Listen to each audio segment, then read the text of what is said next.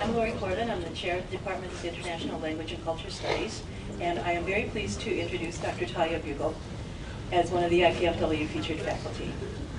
Dr. Bugel came to my department in 2006 after completing her PhD in Hispanic linguistics with a certificate in second language acquisition and teacher education at the University of Illinois at Urbana-Champaign.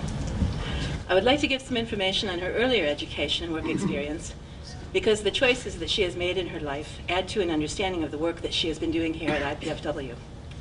Dr. Bugel received her BA in translation in French and Spanish from the University of the Republic in Montevideo, Uruguay, which is her country of origin. She then went on to obtain her MA in Applied Linguistics with a concentration in translation from the State University of Campinas in Brazil. Her master's thesis began the work that she has continued throughout her doctoral studies and her years as assistant professor here, which focuses on how we perceive different languages and language variants, and also how these perceptions influence how these languages are taught. For example, the work in Brazil to spread the speaking of Spanish is influenced by many factors that are related to contemporary politics and economics, as well as the history of South America. I would like to add, however, that after years of living in Brazil, Dr. Bugel worked in Scotland as a translator for several years. Therefore, we can also see an enduring interest in translation throughout the course of her adult life, in addition to her work on language attitudes and the shaping of language policy. These interests have led Dr. Bugel to develop her research and teaching interests in many ways. For teaching, I will not say much because that is not the focus of her presentation today, but I would just like to note that Dr. Bugel has created a translation course with a service learning component, which is an exciting and valuable addition to my department's offerings in Spanish. Dr. Bugel describes her research as being at the crossroads of sociolinguistics and second language acquisition. This work has led her to investigate Spanish and Portuguese language contact in Argentina, Brazil, and Uruguay. It has also led to a project on historical linguistics in Uruguay, a project on forms of address in Uruguay and Spanish, and an investigation of language attitudes on our campus, which will be very useful to other American universities that are comparable to ours. Dr. Bugel is truly excited by these questions, and when I talk to her about them, I can see in her the passion to learn that is at the heart of all important research. Dr. Bugel is an innovative teacher, a generous and compassionate colleague, and a researcher who continues to expand her fields of study in both breadth and depth. We are fortunate to have her at IPFW.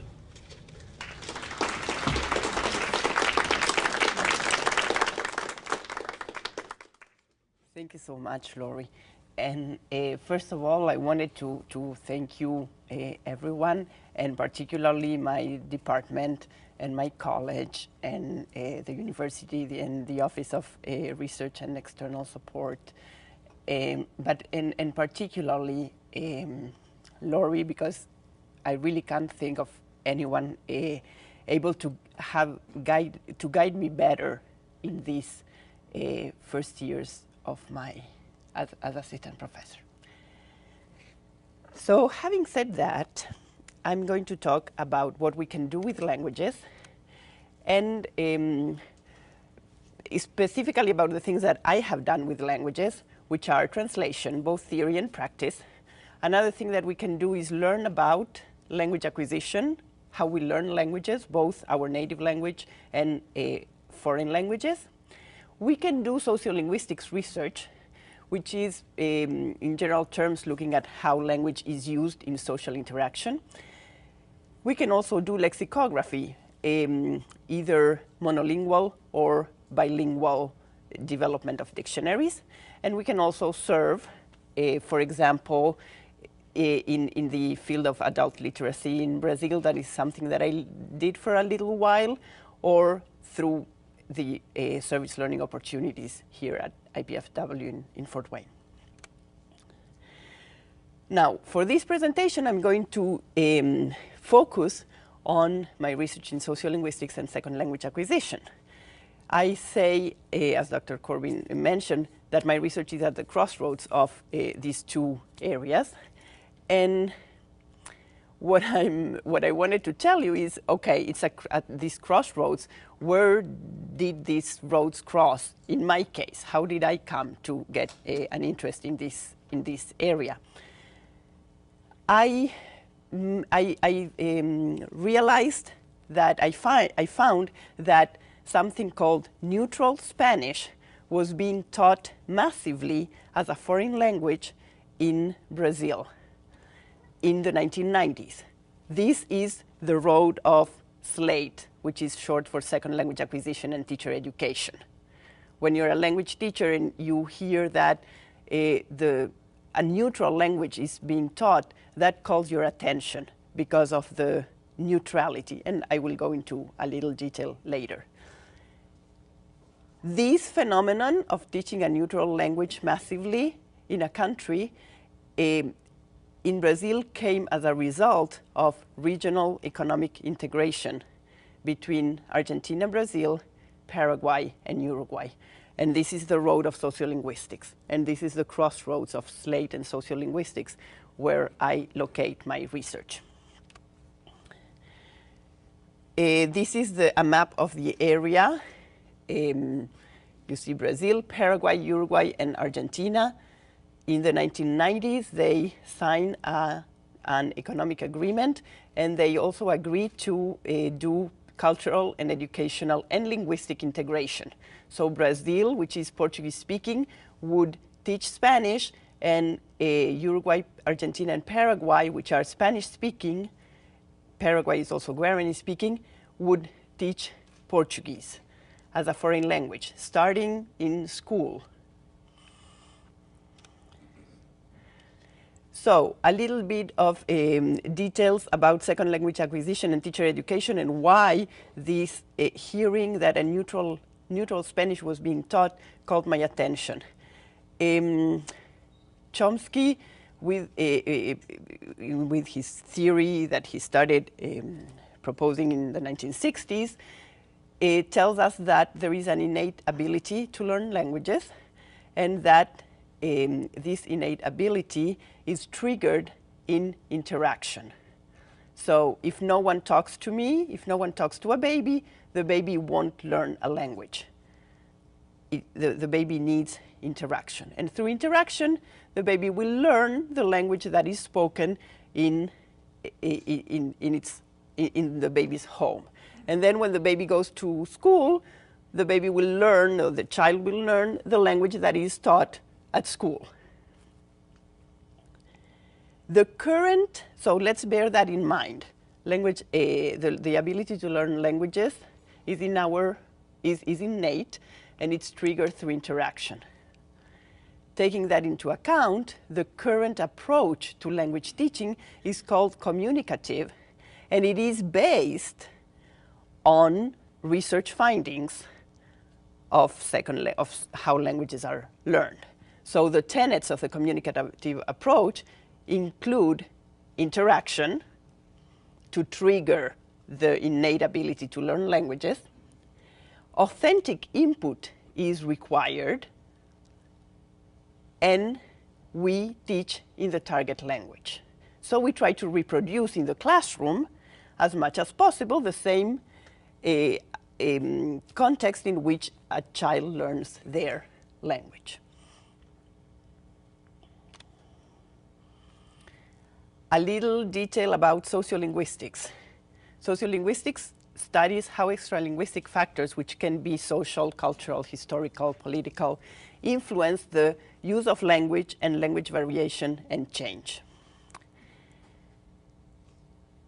I focus in two extralinguistic factors that have to do with prestige, which is the sociolinguistics road, and literacy, which is the educational road. Extralinguistic factors either accelerate language change or can hold it back. Why am I saying that the extralinguistic factors can either accelerate or hold back language change? Because language naturally drifts. We change it by the very fact that we use it, we change it, following many different principles, but among others, principles of economy and analogy. Look at night, night. So night and ITE is the future form of night and IGHT. How long, yes, you're right. How long is it going to take? How long is it going to take?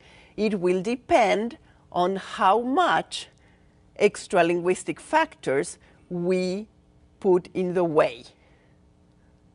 If we insist on the importance of to be able to tell apart educated language from colloquial language, if we insist on the importance of keeping the prestige of certain language varieties, all that will influence. If we don't care about literacy and the prestige of education, we will be NITE and ITE next week, you know? Or we can hold back to that for a very long time. But in fact, we already see it, like open all night for a 24-hour delivery. Or this coat needs cleaned.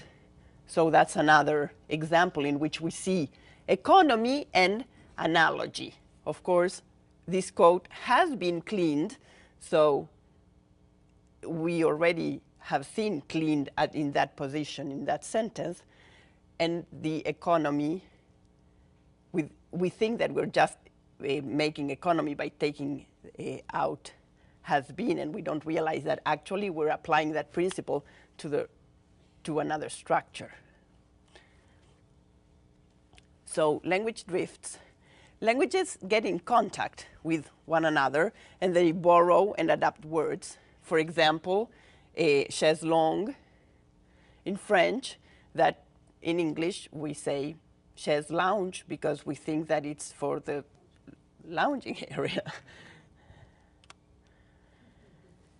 Another factor that makes a language change, speakers of a language move around and new language varieties form. For example, British English, American English. Also, territories are externally split into different countries, and that also is the basis for language change. For example, what used to be Galician Portuguese now is Galician in one region, autonomous region in one country, and Portuguese in another separate country. So all these are factors of change for language.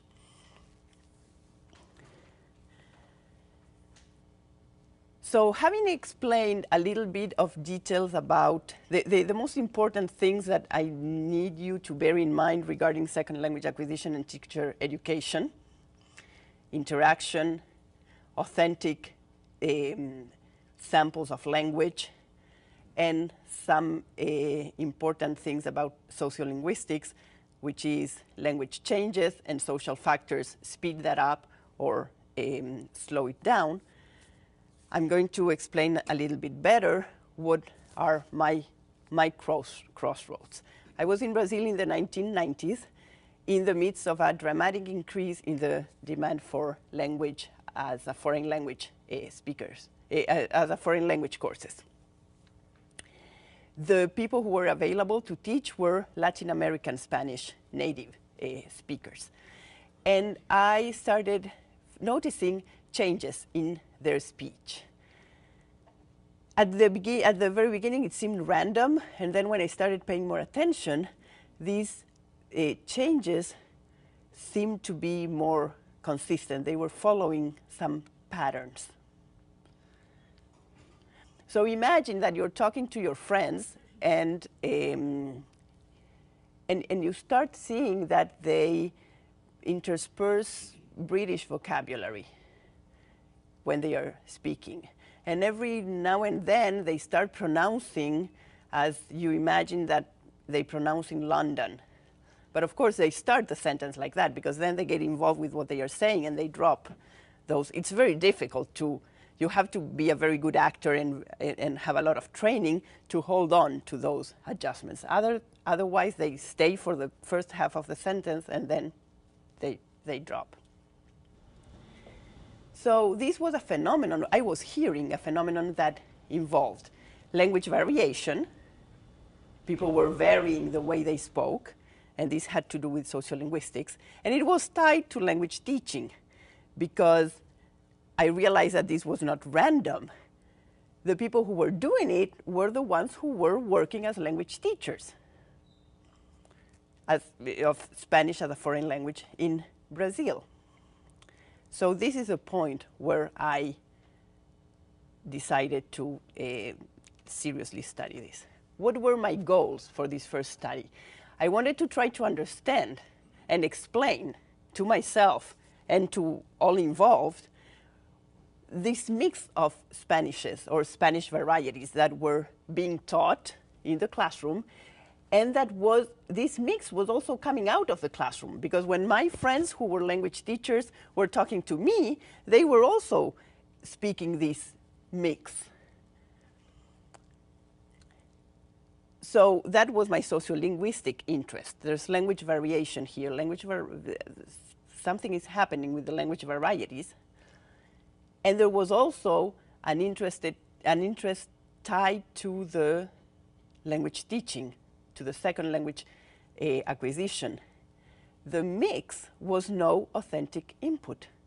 Remember that I mentioned at the very beginning that in order to activate the innate language ability, we need interaction and we need authentic input, spontaneous speech, real speech.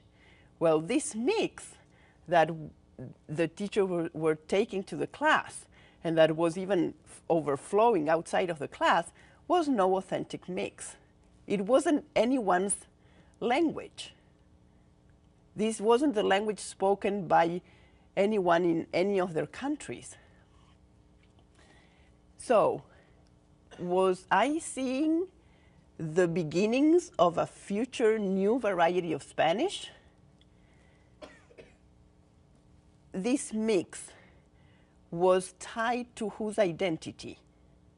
Because language, it doesn't go around flying. It is tied to social and cultural phenomena. Which culture was represented and tied to this language? So these were my questions. How did I go about trying to answer these questions? I surveyed students, asking them why they were there in language classes and what were they expecting and how happy or unsatisfied they were.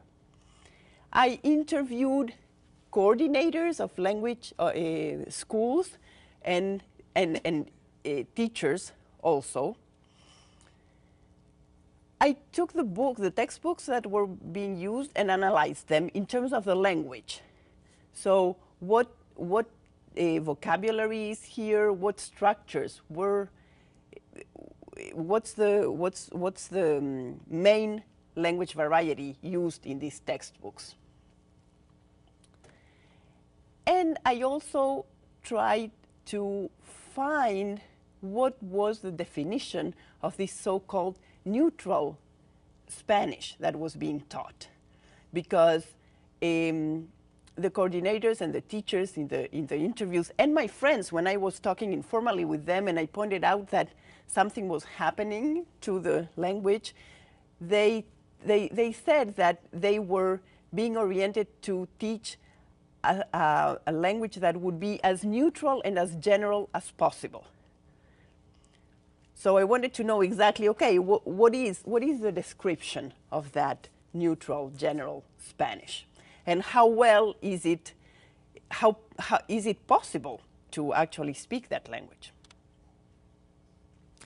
So what I contributed to this, I did the first systematic gathering of teachers' voices, because I was asking them, okay, what do you understand? When you're coordinator, when you come here to be trained to teach Spanish, and they say, try to teach something that is as neutral and general as possible, do they describe, or if they don't describe, what do you imagine?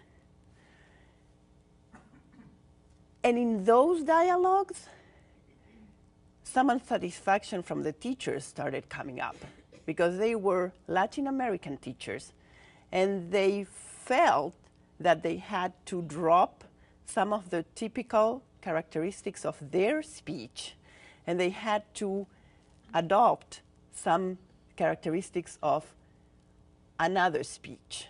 Or they were left to imagine which things they had to drop and which things they had to include. So all these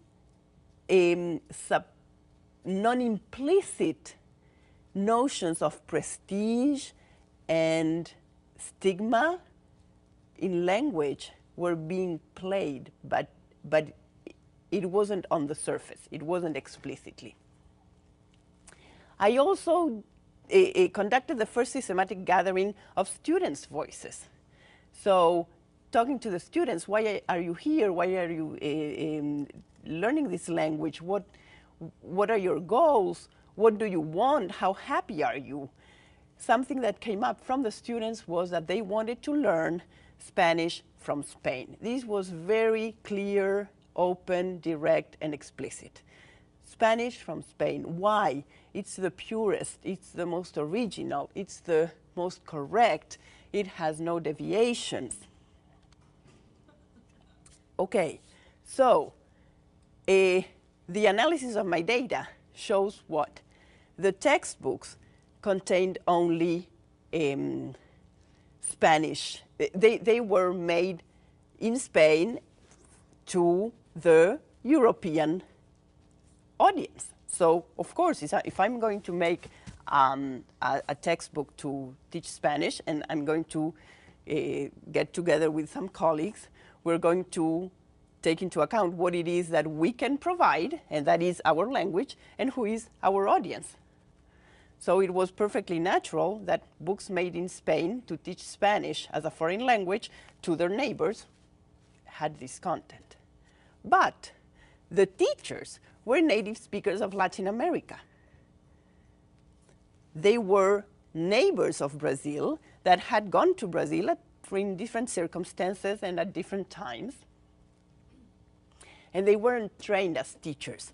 It was something that might be important to remember is that Brazil is extremely dynamic, very dynamic country, very young country. So when the economic agreement is signed and it includes linguistic integration, it's like, oh, okay, so we're going to learn Spanish. In Brazil, this means that immediately language schools offering Spanish open everywhere. Private schools start offering Spanish classes. And in the meantime, like the government official law part starts moving and preparing to get there. But the private sector, next day, everything is in place. It's a huge market. So, if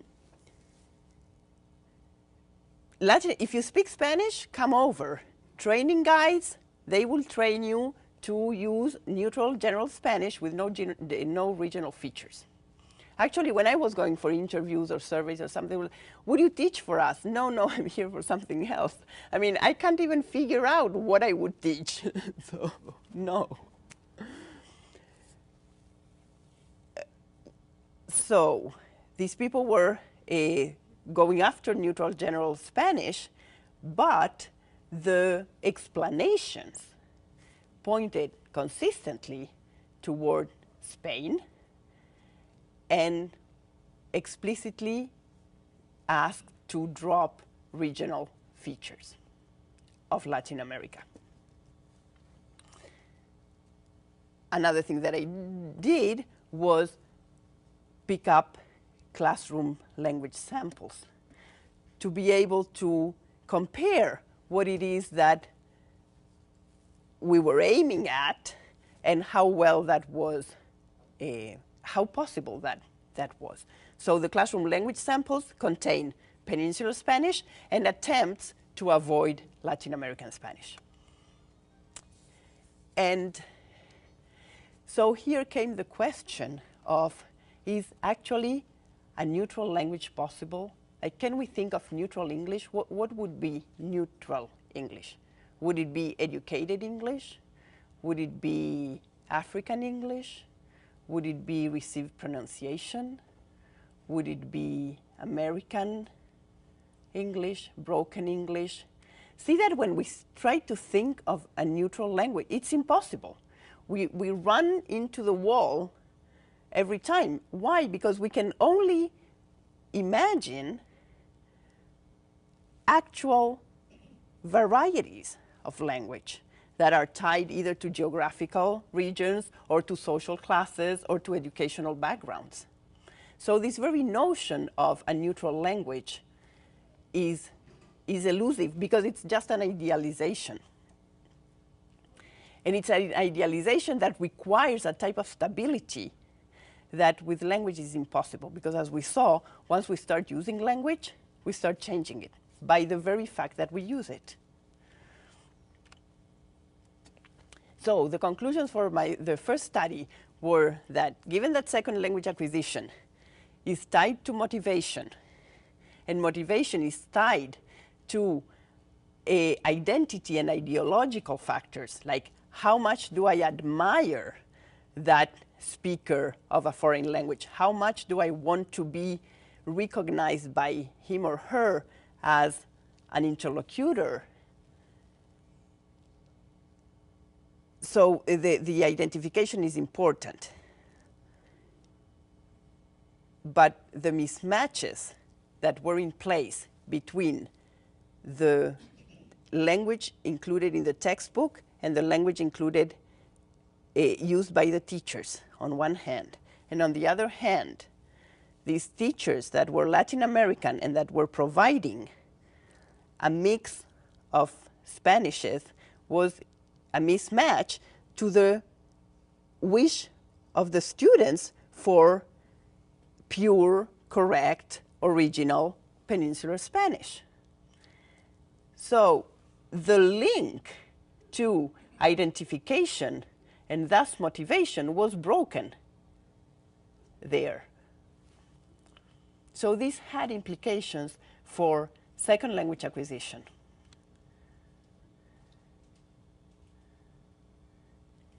How would communicative competence be achieved if we think that communicative competence includes not only knowing the words, but knowing when to say the words, how to say them? If the language that I'm learning is not mine and is no one's, and it has no tie to any cultural body or social body or ideological body or historical body, how am I going to share and teach my students to communicate competently? This took me to the second study. I wanted to know what were the grounds for this idealization that the Brazilian students had regarding Peninsular Spanish. How consistent were these ideas? How much of an active role Spain was playing to promote this idealization? And how much of a passive role were the neighboring surrounding countries, all Spanish-speaking, that weren't playing any role here? So to study this, I looked at the economic expansion and the political influence of Spain in Brazil at the time. I conducted some critical discourse analysis of press from Spain, reporting on this dramatic increase of students of Spanish as a foreign language in Brazil. And I surveyed implicit and explicit attitudes towards the varieties of Spanish among teachers, students, and the general population. What did I find? That the explicit and the implicit attitudes towards Peninsular and Latin American varieties of Spanish were opposed. The opinions regarding the language of the neighbors tended to be negative when I would ask, what do you think about the Spanish that is spoken in Argentina? Oh, terrible.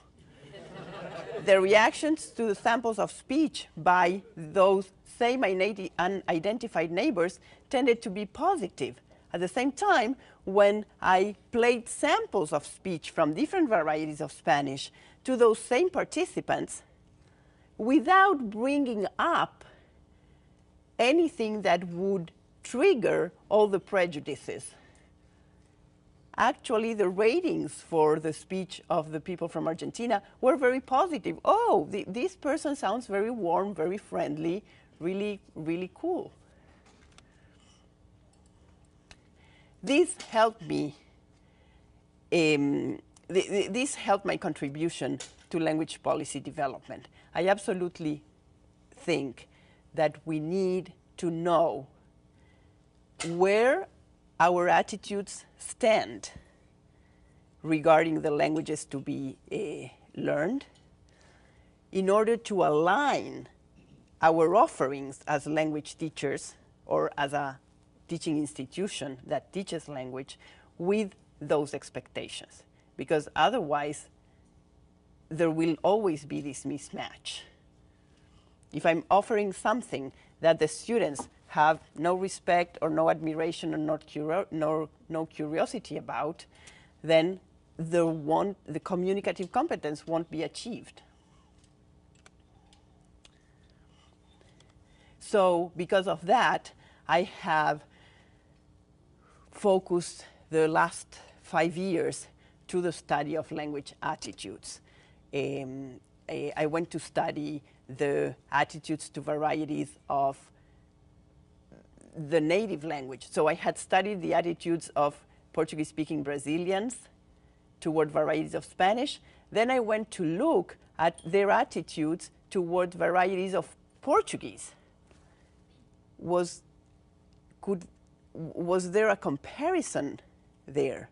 And then the Latin American teachers who were quite happy to adopt Peninsular Spanish in their classes and drop their native varieties. Could this be not just because the employers were saying, okay, try to teach a neutral Spanish? Was there something else?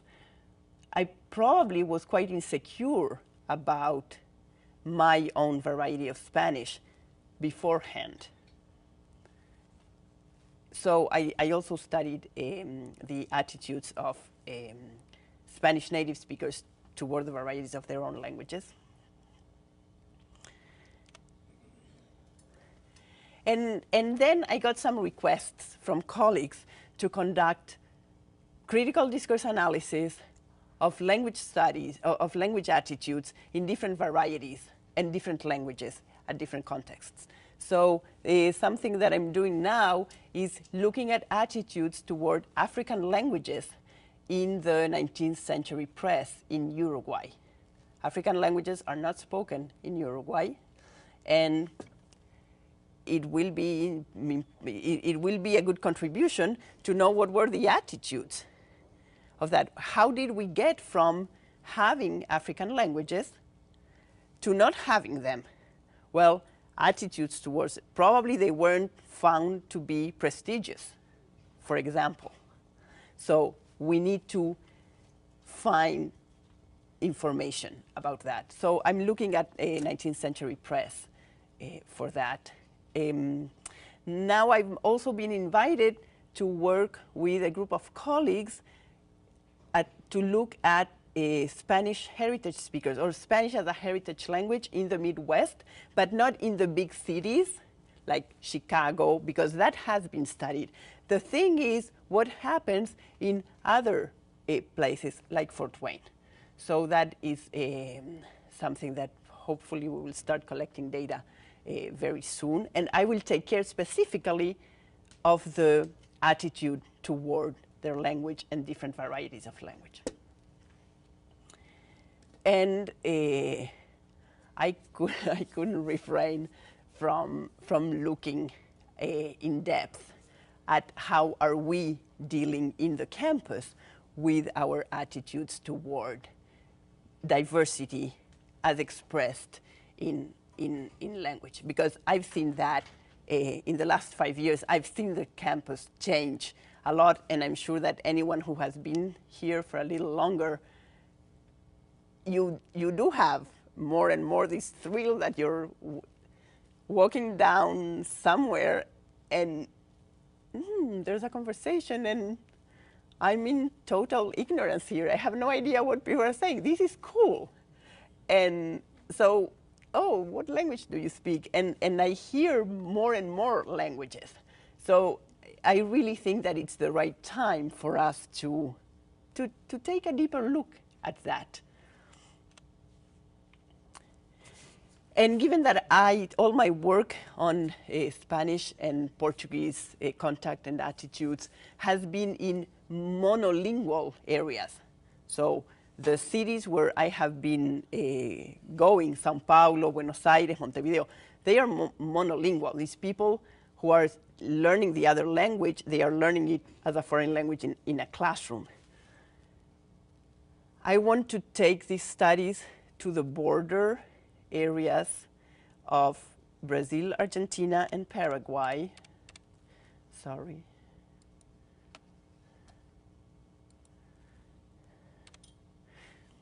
Here, because this is a very, very multilingual area. We have a Guarani, and we have Arabic, and of course Spanish and Portuguese and many other languages. So the attitudes, I want to see the contrast between attitudes in a pretty controlled environment in linguistic terms, monolingual, contrast that with a pretty wild and productive context in terms of languages. So that's what I wanted to share. Thank you.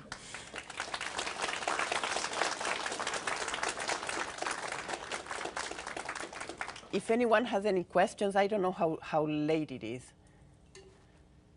Sorry. I'm going to be one of those tiresome people that has an observation rather than a question. I'll be upfront about it. But I've got really excited by what you said, and my justification is the way it dramatizes what you said. In my lifetime, I've seen two phenomena: the creation of a new language and the bifurcation of an already existing language. When I was young, Ukrainian was essentially like Billy English, hillbilly English. It's now a different language. Okay. I have trouble talking with young people, and the minute I start talking with them, they say, "Oh, you speak Russian." The old people don't even realize I'm speaking a different language. Now, on the other hand, I've also seen a bifurcation of Russian.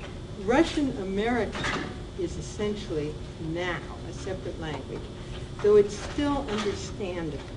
Okay. But then this fits, I think there's a certain aesthetic component. People think something sounds good, but that's also a matter of usage. But there's also obviously a social political context. Absolutely. New Russians who come over here obviously avoid anything that smacks of Bolshevism. And what they've had to do is reach back through literature and folk tradition to expressions which ceased to be used in Russian in the 18th and early 19th century. I was in a cab, and the driver said, as I was leaving, "Будьте здоровы," meaning be healthy. Now this is something which no Russians said. Poles say that. Russians didn't say that since the late 18th and early 19th century. Well, I had another cab experience in which I thought I was talking with a new Russian. And actually I was talking with a man who was a Serb. It was only when I was a few blocks from home that I realized we were talking two different languages without realizing it.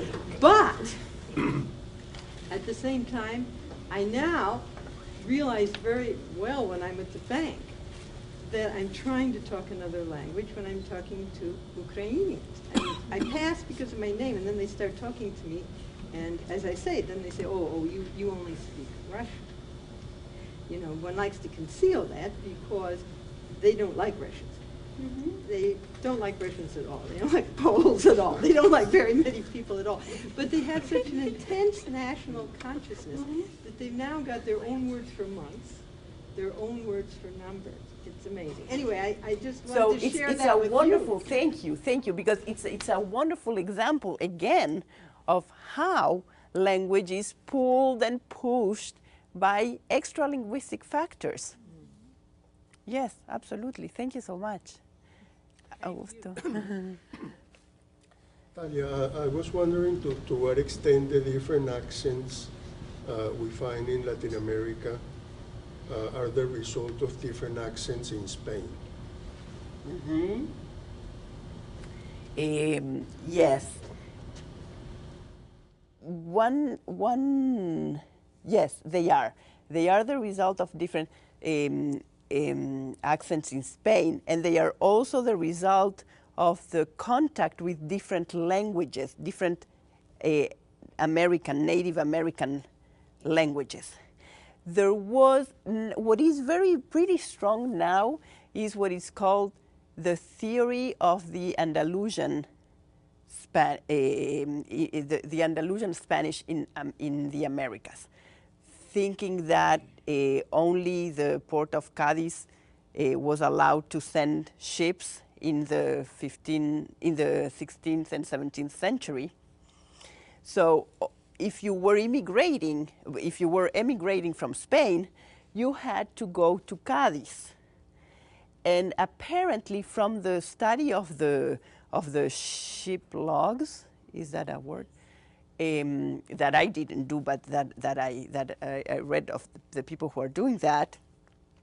Sometimes people had to stay as long as 2 years in the south of Spain, waiting for a ship to take them to America. So there was a leveling there. There was a leveling.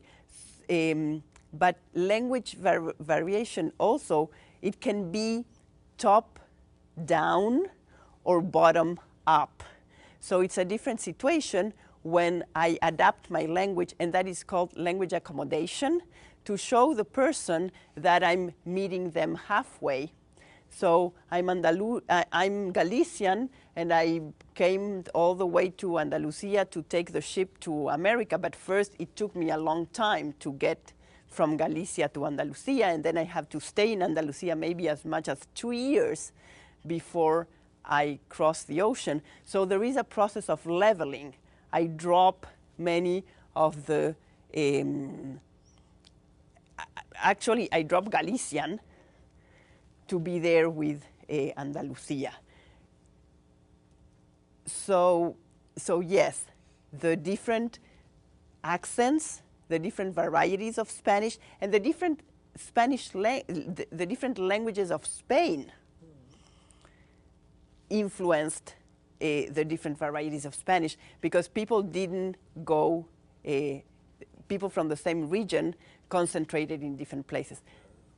And also there's this division between the highlands and the lowlands. The highlands, which were the centers of power, like Mexico and Peru with the viceroyalties, those had much more, the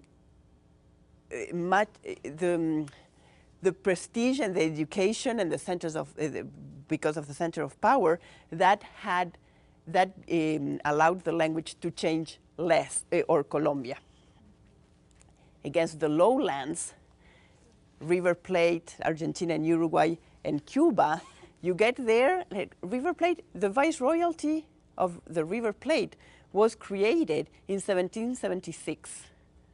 So the US is independent, and Buenos Aires received a viceroy. But until then, the power was in Charcas, in Bolivia, thousands of kilometers away. You could come to Uruguay and speak whatever you wanted. So, and it's a port, so you get new people every day. Language in those areas changes much more. So the Caribbean and the River Plate are two examples of that. So yes, and then the contact with the native languages, for example, the fact that you say aguacate for avocado in Mexico, that's the Nahua word. And in the River Plate, we say palta, the same fruit, but that is the Quechua word. So for the native plants, we picked up the word of the native people who have it. I'm curious about the politics behind it and the deliberative process. I mean, first of all, how did Brazil decide that they're going to pick up European Peninsular Spanish? And second of all, how did this idea of neutral Spanish come about? I mean, they didn't want to privilege Argentina over Bolivia, so they just said it was neutral, but it's not. It's European. So I'm curious what process went. Is there a bureaucratic agency that decided At the that? same time that the four countries in South America, Brazil, Argentina, Uruguay, and Paraguay, were getting together in a regional agreement because of globalization, and okay, everyone is kind of getting together, so probably we should get together. Spain had joined the European neighbors. And one of the things that, and received lots of money, one of the things that was done was the creation of something called Instituto Cervantes, which is the equivalent of the British Council, the Alliance Française, only 100 years later. But sometimes we see that happening with Spain, like a little later, a century later. And that institution had private funds, banking, and other industries, and it was created to promote the Spanish language in the world, just like the British Council and the Alliance Française and all that. And when they looked to Brazil, I don't know, they imagined, wow, huge market. There's 170 million people here. So they calculated, very young country, so in 170 million people, lots of little kids wanting to learn Spanish. Well, 30% is the literacy rate by conservative estimates. So no, you don't have those many kids in school, much less learning Spanish. So there was an agenda from Spain to get this market. I'll send you an article where I did this critical discourse analysis of press articles, where I show how if you decontextualize the situation, you can portray it as somehow magically Brazil woke up and wants Spanish and no one is giving that to them, let's go and provide it. And then what I do is that, okay, let's contextualize this. Brazil is surrounded by Spanish-speaking countries that for some reason cannot get there. They still are not there doing something to share their language. But in the 1990s, Spain was buying lots of companies in Brazil. The Brazilian economy opened in the mid-90s, and so banks, publishing houses, steel, heavy manufacture, and all that. So it was a part of what is called the process of language commodification, where you take language out of its cultural, ideological, social, historical context, and you sell it like you would sell shoes or water or phones. When I was working for the publisher house doing dictionaries. That was one of the areas of the largest European multinational, like phones, water, and dictionaries. We probably have time for one more question. Because I know you're not keeping up. How difficult is it for students to move through the study of language if they go from, say, teacher to teacher, school to school? For instance, a high school student may have studied Spanish in high school comes here. Do they feel like for the first couple of weeks or months that they're starting over to some extent? Because of the way the neutral Spanish and the various national Spanishes get intermixed? As long as what we provide to the students is a consistent variety of a language, they adapt. Just like we adapt, we are speakers of American English, of Midwest English. And we go to England and we understand. And we go to Australia and we understand. Basically, because even if we don't realize it, when we are talking to this Australian person, we are seeing him or her in this whole context. And we're registering that information. So when the students come to the class and they come to my class and say, oh, this person sounds different than the teacher that I had last semester. Yes, but they have, as long as I'm consistently using my native variety of language, they're going to say, oh yeah, she pronounces differently, but they are going to very quickly, they're going to realize like, oh, okay, yeah, now I can see that this sound is always this sound. And they are also seeing that even if they are not aware, even if I'm not aware, I go to England and I don't only hear the difference, I also see that people move differently than here. So why do they move differently? Well, because they have a different social and political organization.